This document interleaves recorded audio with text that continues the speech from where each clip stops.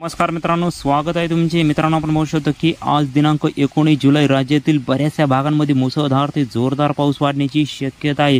कमी दाबाचे क्षेत्र आपण बघू शकतो की राज्याकडे सरकत असल्यामुळे राज्यातील विदर्भ, मराठवाडा या परिसरावर आज सायंकाळी व दुपारी मुसळधार ते जोरदार पाऊस पडण्याची शक्यता आहे. सांगली, सातारा, कोल्हापूर या परिसरात देखील काही परिसरात पाऊस वाढण्याची शक्यता आहे. विशेष करून आपण बघू शकतो की विदर्भ, मराठवाडा या परिसरात अति जोरदार ते मुसळधार पावसाचा रेड अलर्ट देण्यात आला आहे. चंद्रपूर, नागपूर, भंडारा, नांदेड, वाघोला या परिसरात देखील जोरदार पाऊस होण्याची शक्यता आहे. अकोला, जळगाव, नागपूर, चंद्रपूर, भंडारा, गोंदिया तसेच सोलापूरला देखील अतिमुसळधार, सांगली, सातारा, कोल्हापूर या परिसरात देखील जोरदार पाऊस पडण्याची शक्यता आहे. मुंबई, ठाणे, रायगड, इगतपुरी, नाशिक या परिसरात देखील हलका ते मध्यम, नगरला देखील हलका ते मध्यम पाऊस राहण्याची शक्यता आहे.